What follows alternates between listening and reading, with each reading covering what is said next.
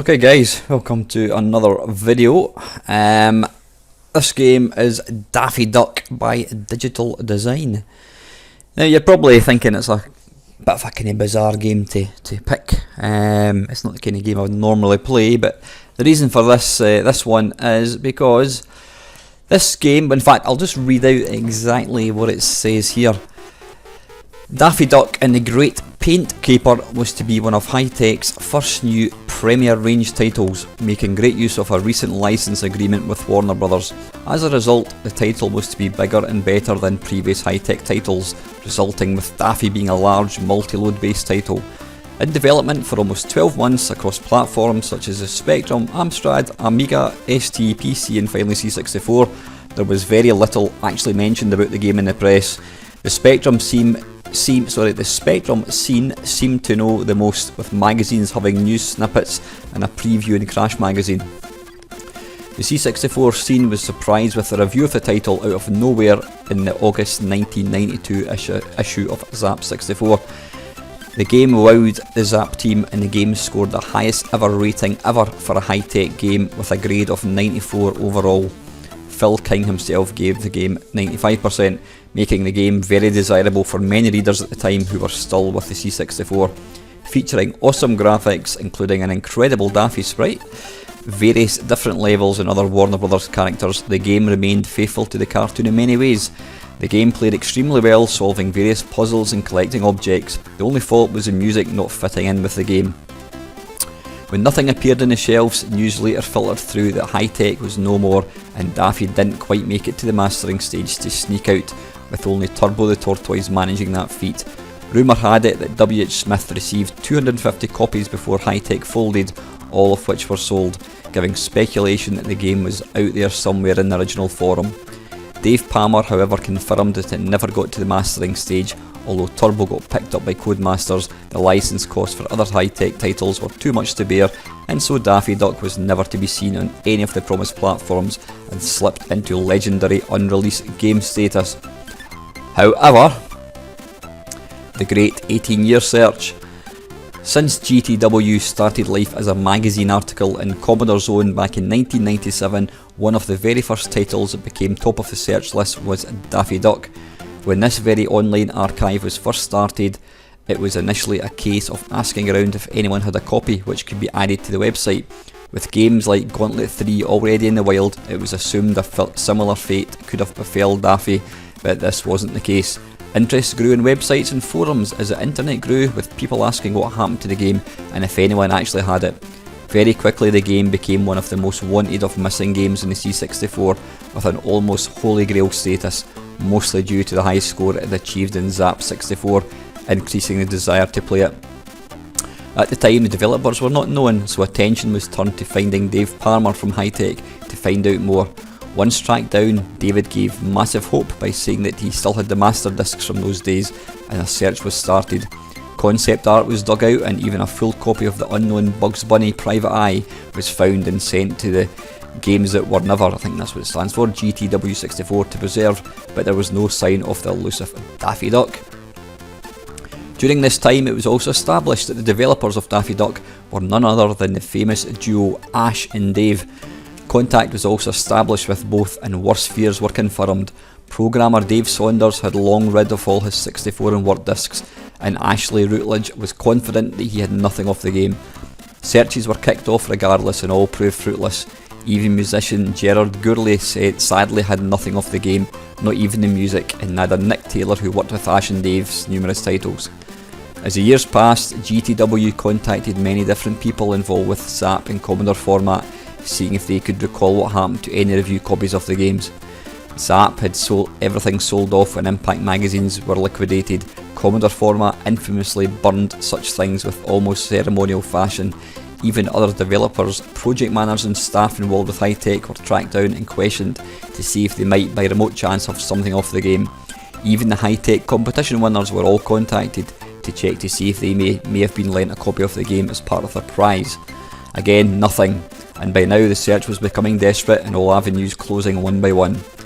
With many letdowns and then subsequent false claims of game ownership and fake auctions over the years, the search went on undeterred.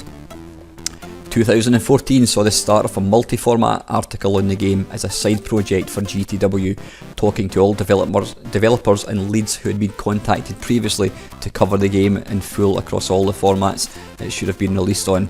This proved useful in unlocking a lot of previously unknown information about the game, but it led to a surprising development which came completely out of the blue. When speaking again to Ashley Routledge, Ash casually dropped into conversation that he still had all of his C64 discs, and it seems subsequent sort-outs after our first attempt had located them finally, and were now laid in rest in a known part of his attic.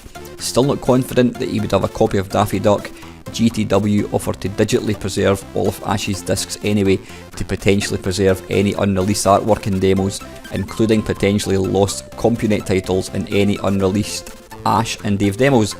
There was also the chance that at the very least that graphical assets and maybe even more demo builds of Daffy could be found in the cupboard. In August of 2015, Frank set off to Ash's hometown in the Midlands to meet up for lunch with both Ash and Dave and to collect Ash's discs in person. When showing the discs to both Frank and Dave before handing them over, excitement built when several C64 discs were shown with Daffy clearly drawn in the labels. But most exciting was the additional box of 3.5-inch floppies which Ash had found with his collection. This set of discs were given to Ash by Dave and long forgotten about.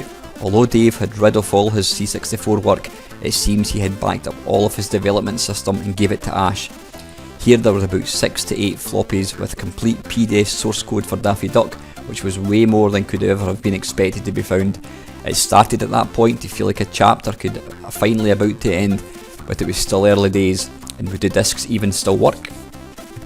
Excitement was understandably building, but still with plenty of apprehension. Once home, excitement continued when a test executable of the sewer level was found very early on, followed by the intro sequence and loading picture. But as feared, there was no complete game in the C64 discs that was ready to run, and the majority of the discs contained just sprites, character sets and map data. The saviour was to be with the set of backup discs from Dave in the end, which loaded perfectly, and all sources and assets were fully recovered without any problems. Martin Pugh was now tasked with the painstaking process of trying to make sense of the source files, but amazingly within only a few hours, Martin was running level 1 from the game via 486 emulation. There was a problem however. Version 1.1 of PDS 6502 was needed to get things compiling smoothly, and without it, it would be a massive pain in the backside to get everything going. By pure luck, Frank had been hard at work already preserving all of Ash's discs, and the night before had only just backed up a disc labelled PDS 6052/780. The disc had been heavily degrading, and the files were just about copied off the disc before the magnetic layer wore away completely.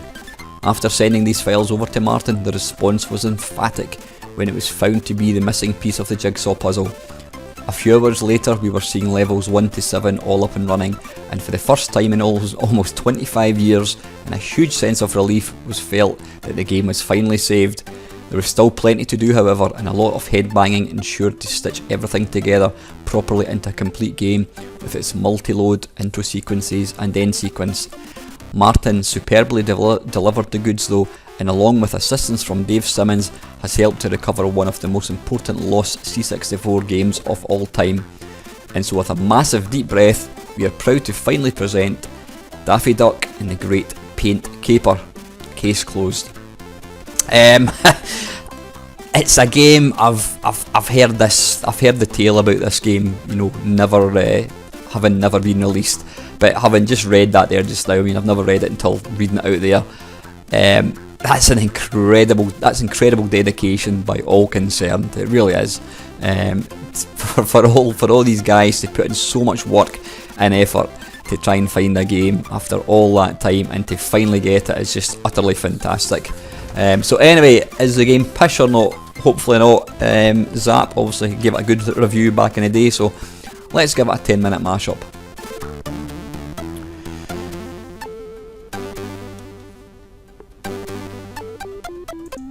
Right, let's go.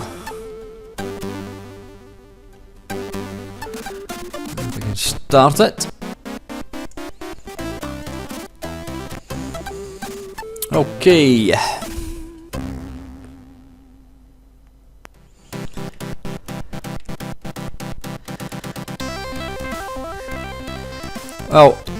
I've got to say, the little sprite for Daffy does look bloody awesome.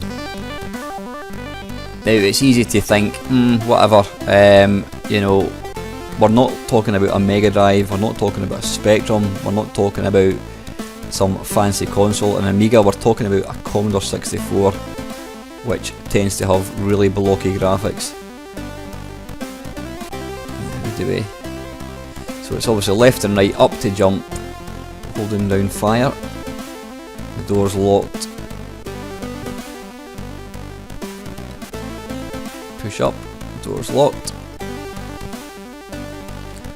Oh, can I pick up that thing? Push up, oh there we go.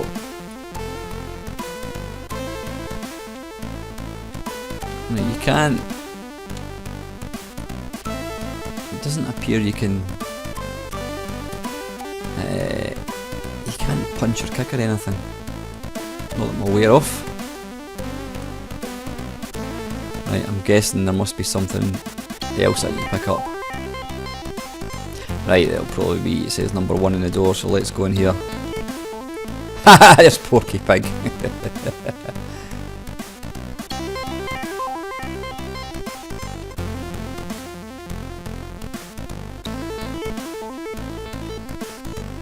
It's fairly intuitive as well.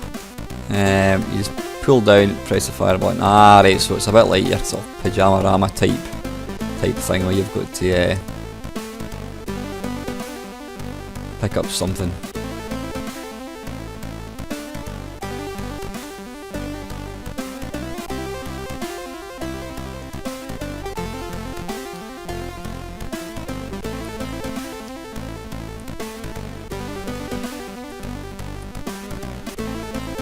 Can I call the lift, I wonder?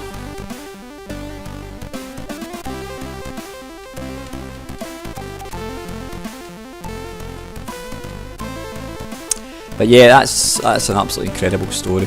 It really is. That's just, you know, it just shows you the dedication of some people. I mean, I'm sitting playing this game now, and weren't it for all the hard work of these people, it just simply wouldn't be possible.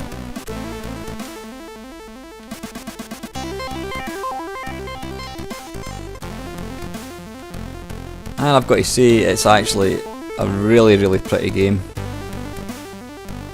But yeah, the sprite, I mean the main sprite of Daffy just looks incredible.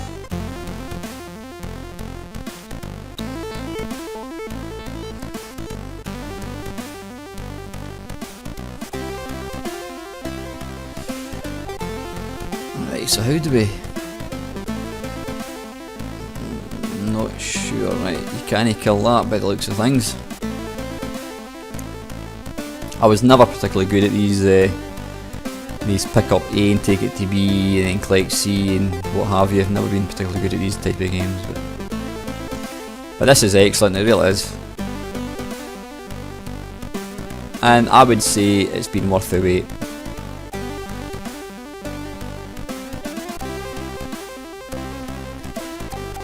I'll be honest, when I read the story, I was kind of half thinking that I was going to rip the game to shreds and sort of basically slagging it off and saying, well, that was worth the wait. Not, but I've got to say I'm delighted to say that it's not the case. It's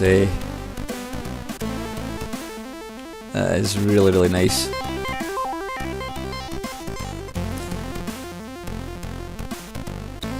In some ways, I'm actually glad that it's got the ending it had, because if it had been one person found the tape,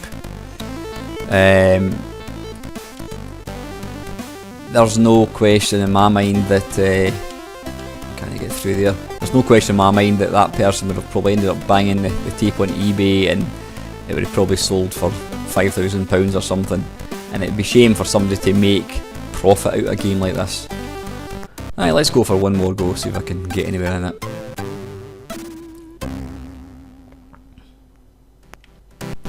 Right, no, I can go in there. Right, okay. Pick up that. Can you come down? No, you can't. So it just can you not go up this? How can you go up ladders? That looks like a ladder, doesn't it? Ah, wait a minute. There we go. Ding dang do.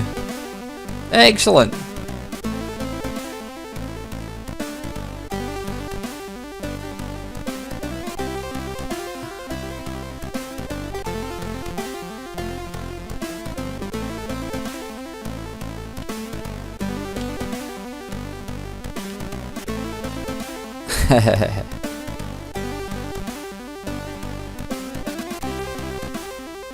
Right, how did I...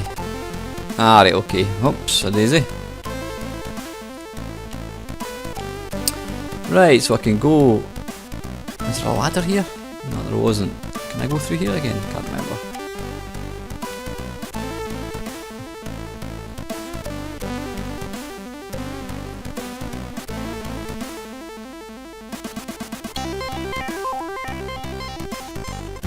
Yeah, the music's... does it fit in with the actual game? It's not very Looney Tunes sounding, but it's actually really, really nice. Right, so I must be able to go up here. Ah, wait a minute. The ladder is broken. So... Whoops. So I'm guessing you have to try and fix the ladder. So what on earth is that? A Looney card. Ah, right, it tells you at the bottom there what I've actually got.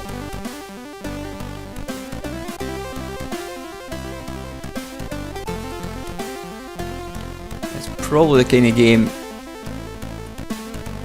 you need to map. Right, so what's that there? Is that a donut? Ah, it's energy. Ah, so it must have been a donut. A bag of candy.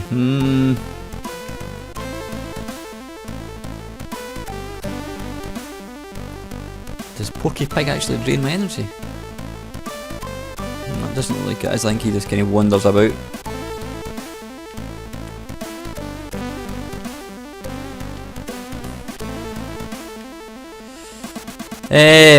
Oh, can I? No, I was thinking I could maybe jump. Oops, jump onto the ladder. Oh, bollocks.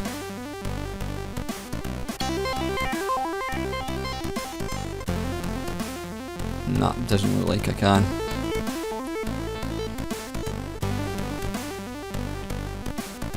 Ah, now wait a minute. What I need to do is go and get the Looney Tune card again, which wasn't in here.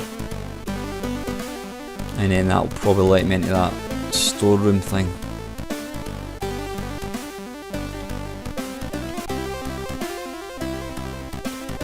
Come on.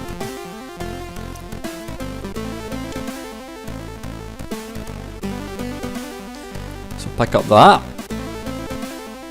And then I want to go back. Hopefully I can get out. Whoops. In the storeroom. Whee!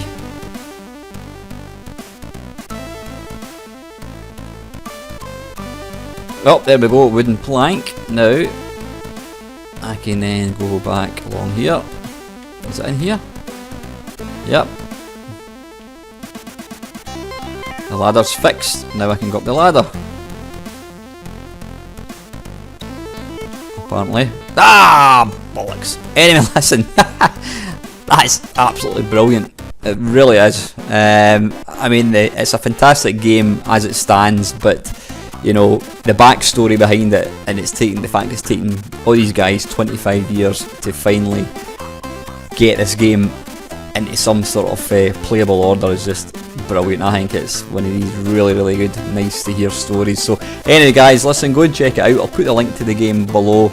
This is Daffy Duck and the Great Paint Caper. Thank you very much for watching. Thanks for watching my Mamemeister channel. Please feel free to like, comment or subscribe. You can also follow me on Facebook.